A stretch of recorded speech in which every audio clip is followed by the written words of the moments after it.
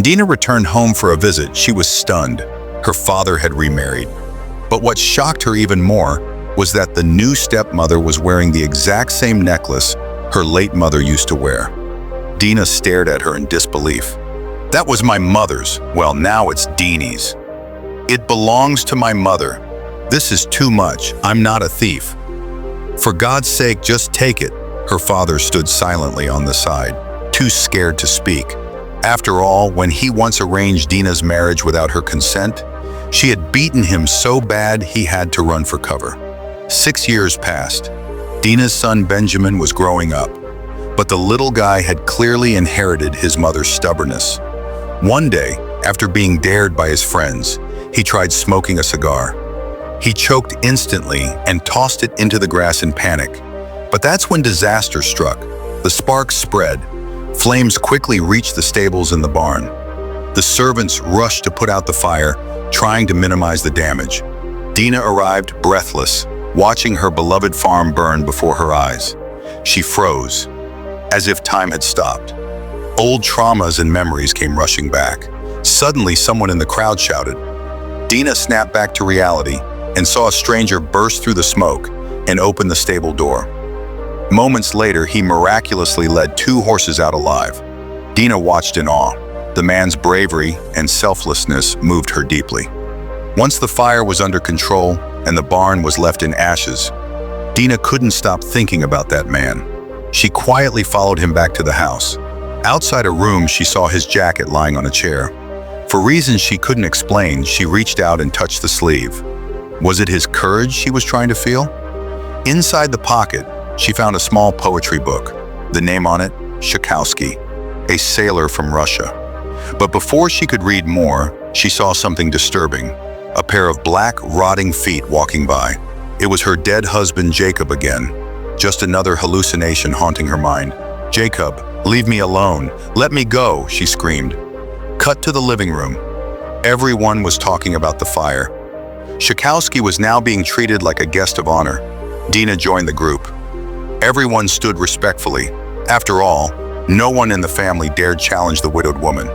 She might have her quirks, but she was the real head of the household. They started discussing financial matters. Dina spoke up with authority, truly the matriarch of the estate. Suddenly, an old uncle did something disgusting. He called over a young maid, held her hand and wouldn't let go. When he learned she was Russian, he began throwing disgusting racist remarks. But Schakowsky had had enough. He stood up and shouted, "That's enough, Mr. Schakowsky. Drink your vanilla and get out. Don't show your face again, get out." To ease the tension, Dina began playing music. People started dancing. Schakowsky and Dina's eyes met across the room. There was clearly a spark. But then, drama struck again. A drunk man named Niels danced with the maid, getting handsy and inappropriate. The girl ran outside in fear. Niels chased her down and assaulted her inside a small shed. When they both stepped out minutes later, Schakowsky saw everything.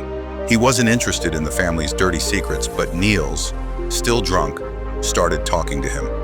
He complained about his life he should have inherited from his stepfather, but everything went to the new stepmother. He had no future. He just wanted to escape to America, but he needed money. Then, in his drunken state, he took Schakowsky to show him his secret stash of gold. Later that night, Schakowsky met Dina again.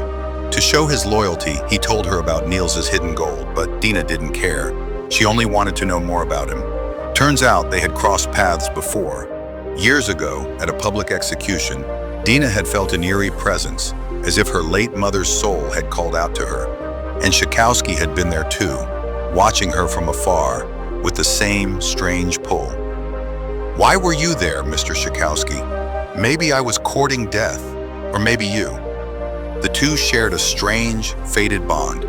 Before leaving the next morning, he promised her he'd return. Dina stood on a hillside, watching him ride away with the wind. Now, with the sun setting, Dina felt the ache of loneliness again. She wandered through the house until she saw Thomas working quietly in the barn. Without thinking, she walked over and pushed him down. She needed to release all the emotion inside her. For Thomas, it was just a moment, but for Dina, it was a desperate cry for something she couldn't name. Days passed. No word came from Schakowsky. Dina waited by the sea every evening, until one day she saw the young maid sitting alone, crying by the shore. She was the one Niels had violated. What happens next? Follow Hidden Story channel. We'll continue the story in the next episode.